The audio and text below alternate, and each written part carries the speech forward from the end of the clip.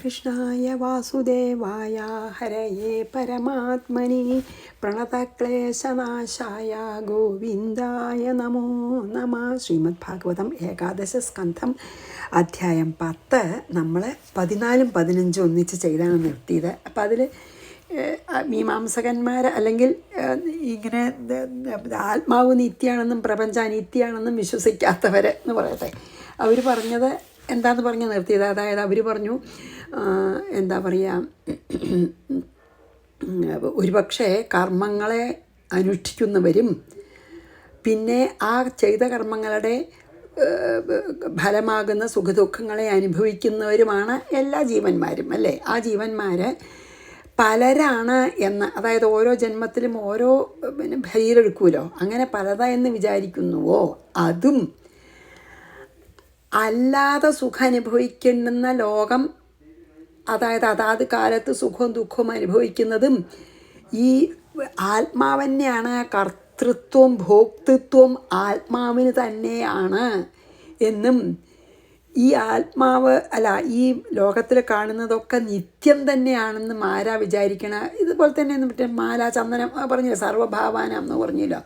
അതായത് മാല ചന്ദനം മുതലായ സകല വസ്തുക്കളുടെയും ആ സ്ഥിരത്വം നിത്യമാണെന്നും ഇതൊക്കെ നിത്യമാണ്. ഈ സംസാരം, സൃഷ്ടി, സ്ഥിതി, സംഹാരവും ഒക്കെ ഈ പ്രപഞ്ചത്തിൻ്റെ ഈ സംസാരത്തിൻ്റെ സൃഷ്ടി, സ്ഥിതി, സംഹാരമൊക്കെ നിത്യമാണ്. ഒരു പ്രവാഹം പോലെ പ്രവാഹരൂപത്തിലുള്ള നിത്യമാണ് സത്യം എന്നും ജ്ഞാനം അതാത് കാലത്ത് മാറുമെന്നും, ജ്ഞാനം ഒന്നേ ഉള്ളൂ എന്നാണല്ലോ ഭഗവാൻ പറയണല്ലേ, ജ്ഞാനം അതാത് കാലത്ത് മാറുമെന്നും അതുകൊണ്ട് എല്ലാ കാലത്തും ജ്ഞാനം ഒന്നല്ല എന്നൊക്കെ വിചാരിക്കുന്നുവോ എന്ന് പറയട്ടെ. അങ്ങനെയുള്ളവരോട് പറയണഞ്ഞി. അപ്പം നമുക്ക് ഇങ്ങനെയൊക്കെ ഇപ്പം ഈ മീമാംസകന്മാർ പറയണ പോലെ ഈ ജീവിതം ഒരു പ്രവാഹരൂപമായ നിത്യമാണ് എന്ന് പറഞ്ഞാലും ഈ പക്ഷത്തെ നമ്മൾ ശരിയാന്ന് സ്വീകരിച്ചാലും ഈ പ്രവൃത്തിമാർഗം അനർത്ഥാണ് എന്ന് ഇനി 30-ാമത്തെ ശ്ലോകം വരെ പറഞ്ഞ് ഭഗവാൻ സമർത്ഥിക്കുകയാണ്. ഇതിങ്ങനെയൊക്കെ ഇപ്പം ഇവർ പറയണത്, മീമാംസകന്മാർ പറയണത് അംഗീകരിച്ചാൽ പോലും പ്രവൃത്തിമാർഗം നമ്മൾ തുടർന്നാൽ അത് നമുക്ക് അനർത്ഥത്തിന് കാരണമാണ്. മീൻസ് നമുക്കൊരിക്കലും അതൊന്നൊരു മോചനം ഉണ്ടാവില്ല എന്നുള്ളത് ഭഗവാൻ ഇപ്പോൾ തെളിയിക്കുകയാണ് കേട്ടോ. പ്രൂവ് ചെയ്യാണ് പറഞ്ഞിട്ടേ. ഇനി 16 വായിക്കാം.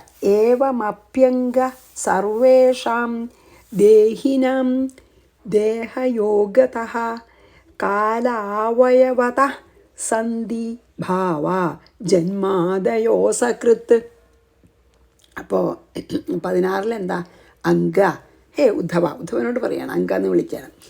ഏവം അഭി, ഇപ്പം ഇവർ പറയണ പോലെ ഈ പ്രപഞ്ചം നിത്യമാണ്, ആത്മാവ് ഓരോ ദേഹത്തിലും വ്യത്യാസമാണെന്നൊക്കെ അങ്ങനെയാണെന്ന് തന്നെ വിചാരിക്കുക. അത് അംഗീകരിച്ചാലും സർവേഷാം ദേഹിന, സകല ജീവന്മാർക്കും ദേഹയോഗത, ഈ ദേഹമായിട്ടുള്ള ആ ഒരു ബന്ധം എല്ലാവർക്കും ഉള്ളതിനാൽ കാല, അതായത് കാലം, വയവത, ഈ കാലം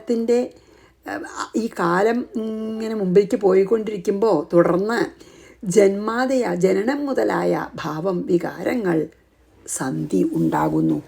എന്താണെന്ന് പറഞ്ഞാൽ ഈ പറഞ്ഞ തത്വം അംഗീകരിച്ചാലും സർവജീവജാലങ്ങൾക്കും ഈ ശരീരത്തിനുള്ള ജനനവും സുഖവും ദുഃഖവും മരണവും പിന്നെയും വന്നുകൊണ്ടിരിക്കും. അപ്പോൾ എന്താണ് പിന്നെ അതിന്നൊരു മോചനത്തിന് വഴി? ആ ദുഃഖം നമുക്ക് പരിഹരിക്കാൻ പറ്റാത്ത ദുഃഖമാണ്. ആ ദുഃഖത്തിൽ നിന്ന് നമുക്ക് വൈരാഗ്യം ഉണ്ടായിന്ന് വരാം, അത്രയേ ഉള്ളൂ, അല്ലേ? ഇപ്പം ഇവർ പറയണ പോലെ ജനന മരണ പ്രവാഹം നിത്യമാണെന്നല്ലേ പറഞ്ഞ്. അപ്പോൾ അവർ പറയണത് ശരിയാണെന്ന് വെച്ചാൽ തന്നെ അത് നമ്മൾ അംഗീകരിക്കുകയാണെങ്കിലും ഒന്ന് നമുക്കറിയാം, ഈ ജീവൻ എടുത്തവർക്കൊക്കെ നമ്മൾ ഈ കർമ്മങ്ങളുടെ ഫലം അനുഭവിക്കാനായിട്ട്, അല്ലെങ്കിൽ ജീവനെടുത്ത എല്ലാ ശരീരങ്ങൾക്കും ഈ ജനനവും സുഖദുഃഖാനുഭവങ്ങളും മരണവും പിന്നെയും വന്നുകൊണ്ടിരിക്കുന്നുണ്ട്. കാരണം ഈ കർമ്മഫലം അനുഭവിച്ച് തീരണ്ടേ. അപ്പോൾ ദുഃഖം എന്ന് പറയുന്നത് ശരിക്കും പറയാച്ചാൽ അതിനൊരു പരിഹാരമില്ല. അത് അവനവന് നമുക്ക് തന്നെ അതുകൊണ്ട് വൈരാഗ്യം വരാം. അതാണ് പറയണത്. അപ്പോൾ പിന്നെ ഈ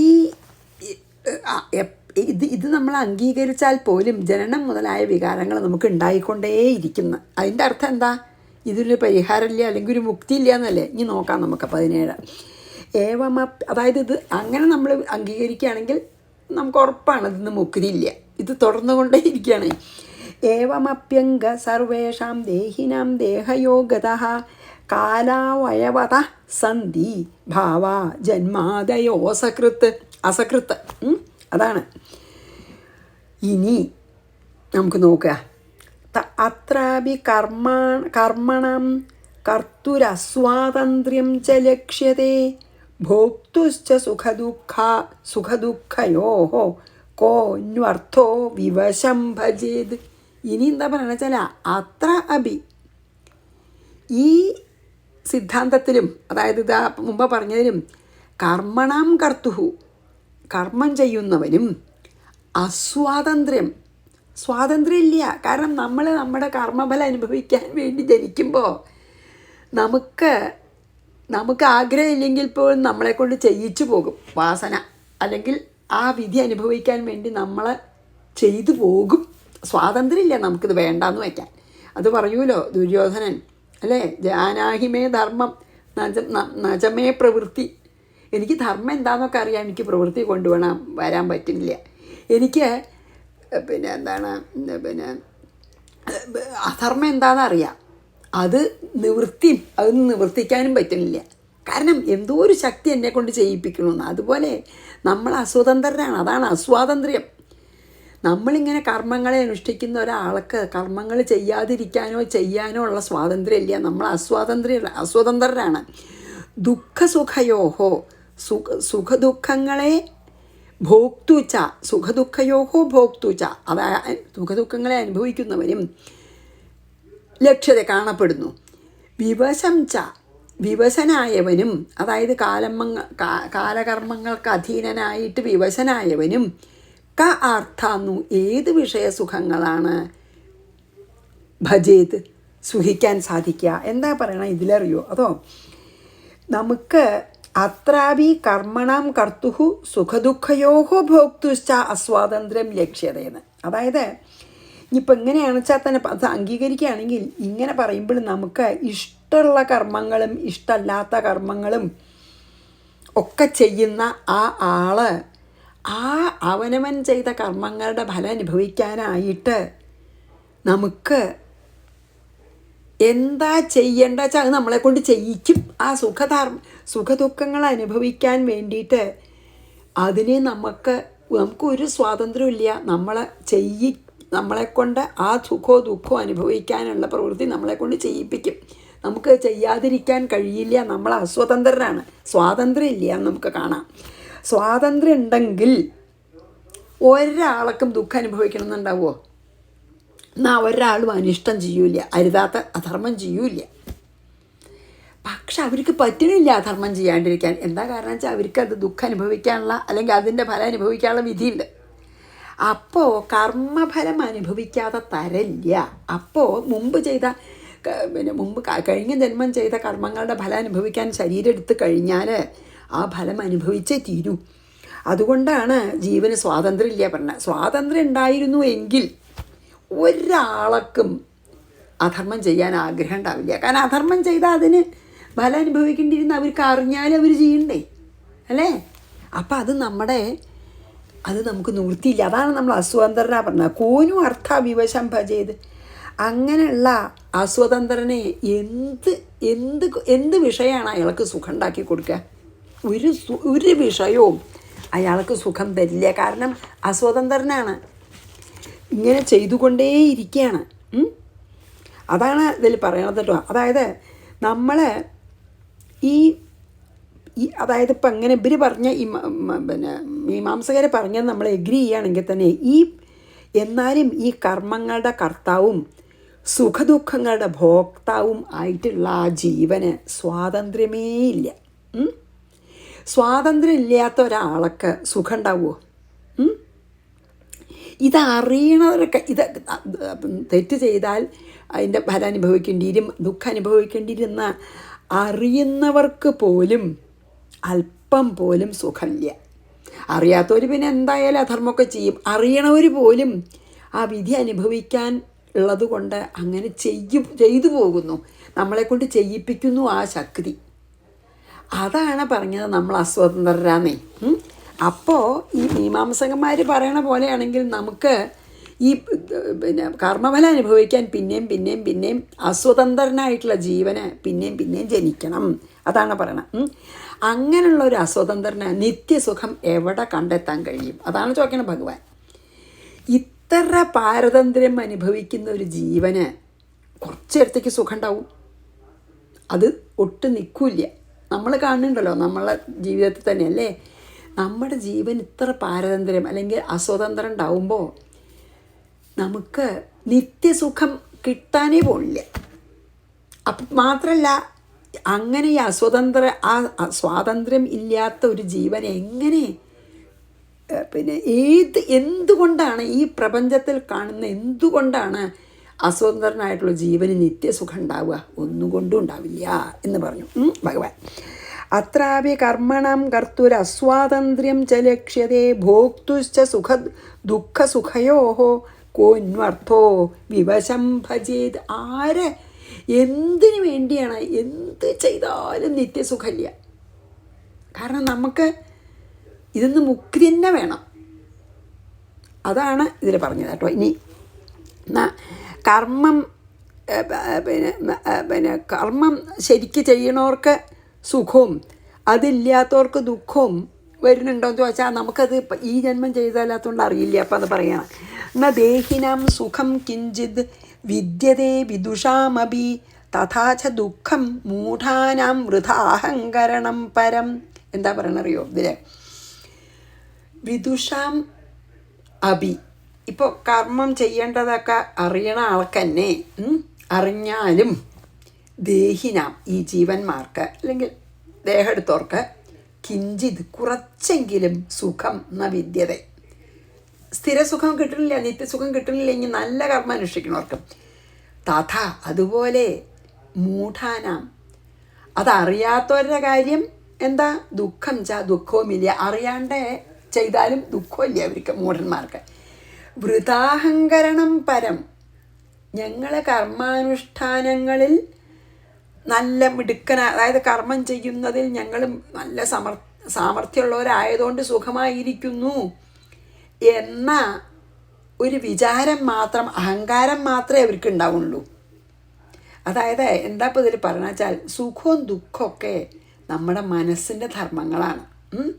അതുകൊണ്ട് ഞാൻ സുഖമായിരിക്കുന്നു, ഞാൻ ദുഃഖമായിരിക്കുന്നു എന്നൊക്കെ വിചാരിക്കണത് വെറുതെയാണ്. കാരണം മനസ്സന്നെ നിത്യല്ല.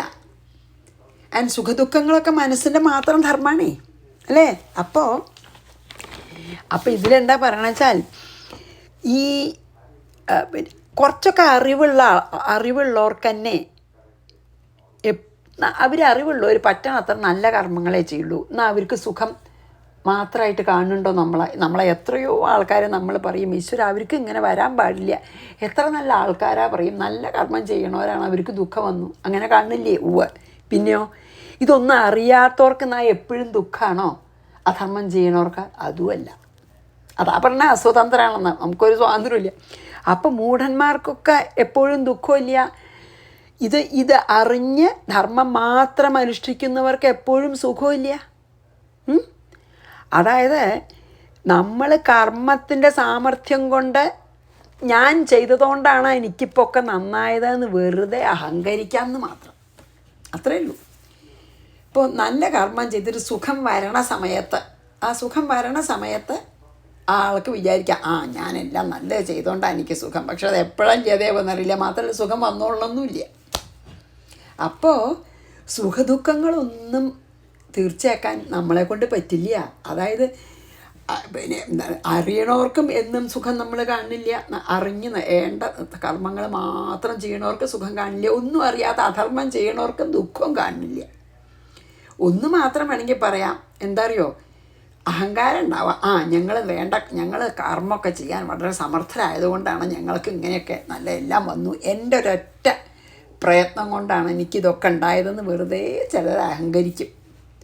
അതും മോഡന്മാരാണ്. എന്നുവെച്ചാൽ സുഖവും ദുഃഖമൊക്കെ നമ്മുടെ മനസ്സിൻ്റെ ധർമ്മമാണ്. അതുകൊണ്ട് ഞാൻ സുഖമായിരിക്കണു, ഞാൻ ദുഃഖമായിട്ടിരിക്കണു എന്ന് വിചാരിക്കുന്നതൊന്നും ശാശ്വതമല്ലാന്ന് അതാണ് പറയണത് കേട്ടോ. ന ദേഹിനാം സുഖം കിഞ്ചിത് വിദ്യതേ വിദുഷാമപി തഥാ ച ദുഃഖം മൂഢാനം വൃഥാഹങ്കരണം പരം. നമുക്കതൊക്കെ ശരിക്കും തന്നെ കാണാമല്ലോ അല്ലേ? എന്തറിയോ, അറിവുള്ളവർ, നല്ല ധർമ്മം ചെയ്യുന്നവർക്ക് എപ്പോഴും സുഖമാണോ? അല്ല. അജ്ഞന്മാർക്ക് എപ്പോഴും ദുഃഖമാണോ? അല്ല. സർവ്വജീവജാലങ്ങൾക്കും സുഖദുഃഖങ്ങൾ മാറി മാറി മാറി വരുന്നുണ്ട് നമ്മൾ, അല്ലേ? പിന്നെ എന്താ അതുകൊണ്ടൊരു ഗുണം വെച്ചാൽ, ഞാൻ നല്ല മിടുക്കനായതുകൊണ്ടാണ് എനിക്ക് എപ്പോഴും സുഖം എന്നുള്ള വെറുതെ ഉള്ള അഹങ്കാരം ചിലർക്ക് ഉണ്ടാവാം. അത്ര തന്നെ ഉള്ളൂ എന്ന്.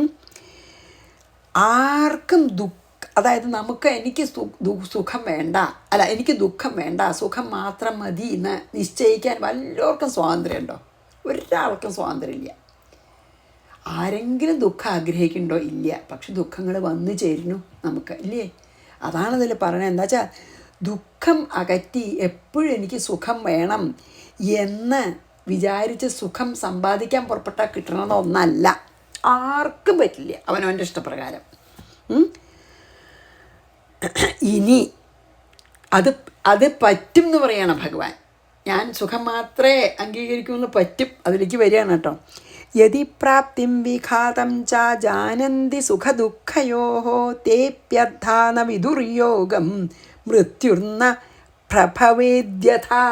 എന്താ പറയണ 19 സുഖദുഃഖയോഃ പ്രാപ്തിം വിഘാതം ച. സുഖം അനുഭവിക്കാനുള്ള വഴിയെയും ദുഃഖം ഇല്ലാതാക്കാനുള്ള വഴിയെയും ജാനന്തി യതി ചിലർക്ക് അറിയുമെങ്കിൽ തേ അഭി അവരും അഥ നേരിൽ മൃത്യുഹു മരണം എന്ന ദുഃഖത്തിനെ യഥാ ന പ്രഭവേത് ഒരു ഉപായം കൊണ്ടും നമുക്ക് ആ മരണത്തിനെ തടയാൻ പറ്റില്ല. യോഗം ആ ഉപായം ന വിദു അറിയില്ല എന്ന്. മരണം എന്നത് ഏത് പ്രവൃത്തി അനുഷ്ഠിച്ചാലാണ് സംഭവിക്കാതിരിക്കുക എന്ന് ഒരാൾക്കും അറിയില്ല. എത്ര നന്നായിട്ട് പറഞ്ഞിരിക്കണം അല്ലേ ഭഗവാൻ? എന്താ പറഞ്ഞത്? സുഖം, ഇനിയിപ്പോൾ ഒരാൾക്ക് സുഖം മാത്രമായിട്ട് കർമ്മങ്ങൾ, സുഖം മാത്രം തരുന്ന കർമ്മങ്ങൾ ചെയ്ത് സുഖം മാത്രം സമ്പാദിക്കാനും സുഖമായിട്ടിരിക്കാനും എപ്പോഴും ദുഃഖമില്ലാതെ ഇരിക്കാനും ഒരാളൊക്കെ അറിയാം തന്നെ വെച്ചോളൂ. എന്നാൽ പോലും മരണം നമ്മളെ വിഴുങ്ങാതിരിക്കാനുള്ള ഉപായം അവർക്കും അറിയില്ല. ഇപ്പോൾ മറ്റേ മീമാംസകന്മാർ പറയണ പോലെ പറയുകയാണ് നമ്മൾ. എന്താ അറിയോ, ഒരാൾ സുഖം മാത്രം തരുന്ന കർമ്മങ്ങൾ മാത്രം ചെയ്തിട്ട് ദുഃഖത്തിനെ അകറ്റി എപ്പോഴും സുഖമായി ഇരിക്കുകയാണെന്ന് തന്നെ നമ്മൾ വിചാരിക്കുക. അതിന് ഒരാൾക്ക് കഴിവുണ്ടായി എന്ന് വിചാരിക്കുക. ഇങ്ങനെ ഇല്ല, പക്ഷെ പറയുക അങ്ങനെ ഉണ്ടായി എന്ന് വിചാരിച്ചാൽ അയാൾക്കും പക്ഷെ മരണത്തിനെ അകറ്റാൻ ഉള്ള ഉപായം അറിയില്ല. മരണത്തിനെ അകറ്റാനുള്ള ഉപായം അയാൾക്കും അറിയില്ല.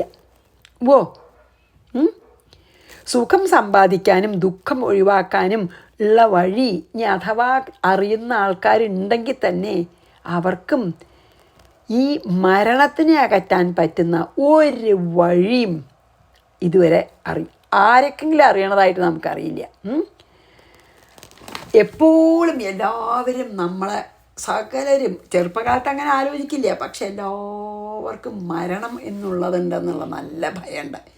അപ്പോൾ സുഖമായിരിക്കുമ്പോൾ ചെറുപ്പത്തിനൊന്നും ആലോചിക്കില്ല, പക്ഷേ ഒരാപത്ത് വരുമ്പോൾ, ഒരു ആക്സിഡൻ്റായ ആൾക്ക് മരണഭയമുണ്ട്. എത്ര നല്ല പ്രവൃത്തി ചെയ്താലും മരണത്തിനെ അകറ്റാൻ പറ്റും എന്നുള്ള ഒരു സ്ഥിതിയിൽ നമ്മൾ ലോകം തുടങ്ങിയിട്ട് ലോകത്തിൻ്റെ ആദ്യം തൊട്ടാവും ഇതുവരെ ഒരാളും മരണത്തിനെ ജയിച്ചിട്ടില്ല.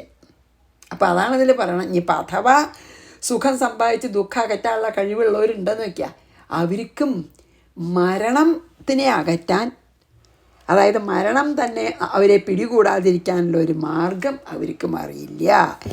യതി പ്രാപ്തിം വിഘാതം ച ജാനന്തി സുഖദുഃഖയോः തേപ്യർത്ഥ ന വിദുർയോഗം മൃത്യുർന്ന പ്രഭവേദ്യഥ. എത്ര ശരിയല്ലേ. ഇനി 20. ഭഗവാൻ ഇങ്ങനെ അത് പറഞ്ഞ് കൊണ്ടുവരികയാണ്. ഇതിന്ന് മുക്തിയല്ലാതെ വേറൊരു വഴിയില്ല എന്ന്. അതായത് ഈ ജനന മരണ ചക്രത്തിൽ നിന്ന് നമ്മൾ മുക്തി മോചനം മാത്രമേ വഴിയുള്ളൂ. അപ്പം നമുക്ക് ഇതൊക്കെ അംഗീകരിക്കാനൊക്കെ പറ്റും ചെയ്യേ. അതാണ്. അതായത് നമുക്കപ്പോൾ ഒക്കെ അംഗീകരിച്ചിട്ട് നമുക്കെല്ലാം ശാന്തമായിട്ട് നിത്യസുഖം ഉണ്ടാകാൻ പറ്റും എന്ന് പറയുകയാണ്. അപ്പോൾ നമ്മൾ ആത്മാവാണെന്ന് അറിഞ്ഞ അനുഭവം ഉണ്ടായാൽ പിന്നെ നിത്യസുഖമാണെന്ന് എനിക്ക് വരികയാണ് കേട്ടോ. നമുക്കിപ്പോൾ ഇതല്ലേ ഓർമ്മയുള്ളൂ, ഈ ജീവിതമല്ലേ ഓർമ്മയുള്ളൂ. എന്നാൽ ജീവിച്ചിരിക്കണ കാലം നമുക്ക് വേറെ ഒന്നും നോക്കണ്ട, സുഖിച്ചിരിക്കാൻ പറ്റൂലോ എന്ന് ചോദിച്ചാൽ എന്താ അറിയോ, കോന്വർത്ഥ സുഖയത്യേനം കാമോ വാ മൃത്യുരന്തികേ ആഘാതം നീയമാനസ്യ വധ്യസേവന തുഷ്ടിതഃ.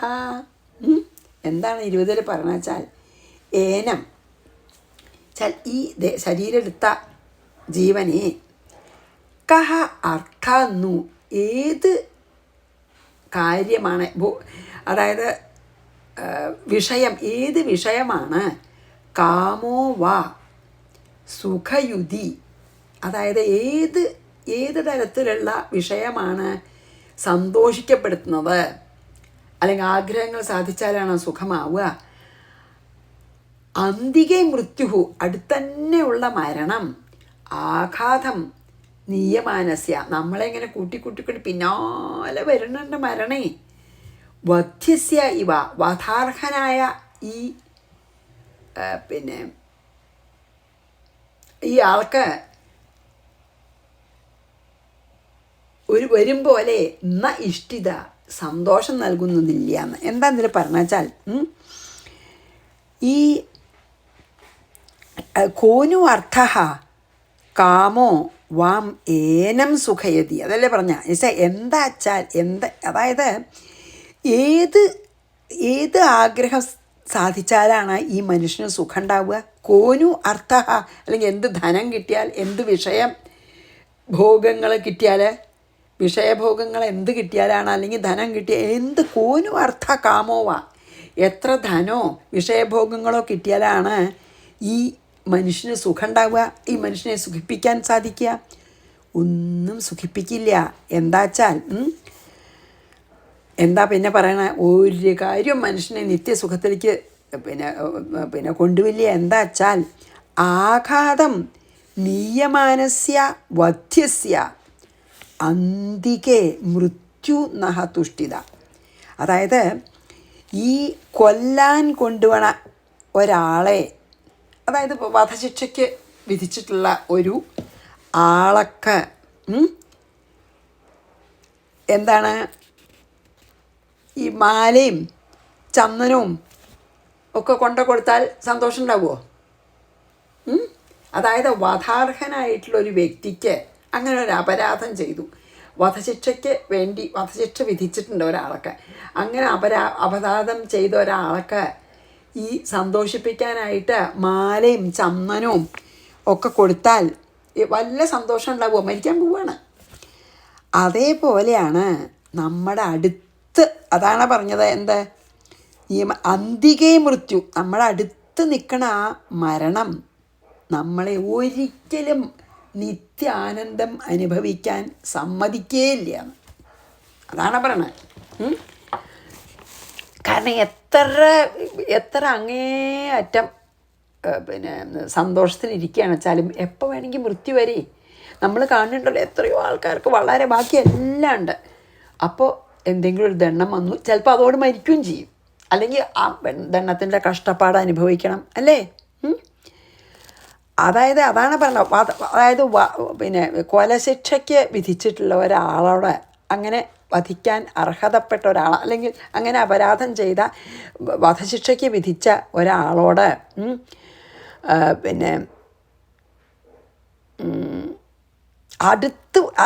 അങ്ങനെ ഒരാളോട് എന്തെങ്കിലും നമ്മൾ ഈ പ്രപഞ്ചത്തിലെ വിഷയസുഖങ്ങൾ കൊണ്ട് കാണിച്ചു കൊടുത്താൽ അയാൾക്ക് വല്ല സന്തോഷം ഉണ്ടാവുമോ? എന്തെങ്കിലും അയാൾക്ക് അതിനു മുമ്പ് വളരെ ആഗ്രഹം ഉണ്ടായിരുന്ന സാധനമാണെങ്കിലും കൂടി അയാൾക്ക് യാതൊരു ഇൻട്രസ്റ്റും ഉണ്ടാവില്ല, ഇപ്പം മരിക്കാൻ കൊണ്ടുപോകണമെന്ന് വിചാരിച്ചിട്ട്. അപ്പോൾ ഇതേപോലെ തന്നെയാണ് ഒന്നും തന്നെ അതിനെപ്പറ്റി നമ്മൾ, അതായത് നമ്മളുടെ കൂടെ നടക്കണ മരണത്തിനെ പറ്റി ബോധിച്ചാൽ പിന്നെ നമുക്ക് എന്ത് സുഖം കൊണ്ടും നമുക്ക് നിത്യസുഖം നൽകാൻ ഒന്നിനും തന്നെ സാധിക്കില്ല എന്ന്. ഒരു കാര്യത്തിനും ഇതുപോലെ നമുക്ക് സുഖം നൽകാൻ സാധിക്കില്ല. എന്താ വെച്ചാൽ എന്ത് കൊടുത്താൽ, ഇപ്പോൾ വധശിക്ഷയ്ക്ക് വിധിച്ച ഒരാളെ വധിക്കാൻ കൊണ്ടുപോകുന്ന സമയത്ത് അയാൾക്ക് അതുവരെ ഏറ്റവും ഇഷ്ടമുള്ള സാധനമെന്ന് വിചാരിച്ചല്ലോ, മാലയും ചന്ദനമൊക്കെ പോട്ടെ, ഏറ്റവും അയാൾ ആഗ്രഹിച്ചിരുന്ന സാധനം തിന്നാനോ എന്താ വെച്ചാൽ അത് നമ്മളെ കൊണ്ടു കൊടുത്താൽ അയാൾക്ക് വല്ല ഇൻട്രസ്റ്റ് ഉണ്ടാവുമോ, വല്ല സന്തോഷം ഉണ്ടാവുമോ? അതിൻ്റെ അർത്ഥം എന്താ വെച്ചാൽ ഇഹലോകത്തിൽ, നമ്മളെ ഈ പ്രപഞ്ചത്തിൽ നിത്യസുഖം തരുന്നതായിട്ട് ഒന്നുമില്ല. എന്നാൽ ഇനി പരലോകത്തിലുണ്ടോ? മരിച്ചു കഴിഞ്ഞ് പോയാൽ സ്വർഗമാണെങ്കിലും നരകമാണെങ്കിലും എല്ലാം ആ നമ്മുടെ പുണ്യാനുഭവത്തിന്, അതായത് നമ്മൾ ചെയ്ത കർമ്മങ്ങളുടെ ഫലം അനുഭവിക്കുക, അത്രയേ ഉള്ളൂ അവിടെ. അത് കഴിഞ്ഞു വെച്ചോട്ടെ, തിരിച്ച് താഴത്തേക്ക് തന്നെ വരണം. സ്വർഗവും നരകവും ഒന്നും ശാശ്വതമല്ല. സ്വർഗസുഖം കഴിയും കുറച്ച് കഴിഞ്ഞാൽ. സ്വർഗം അനുഭവിക്കുന്നത് എന്തുകൊണ്ടാണ്? നല്ല കർമ്മങ്ങളുടെ ഫലം.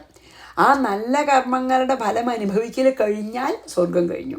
ചീത്ത ഫലങ്ങളുടെ ഫലം അനുഭവിക്കുക കഴിഞ്ഞാൽ നരകവും കഴിഞ്ഞു. അപ്പം അതും ശാശ്വതമല്ല. അപ്പം അതിൻ്റെ അർത്ഥം എന്താ?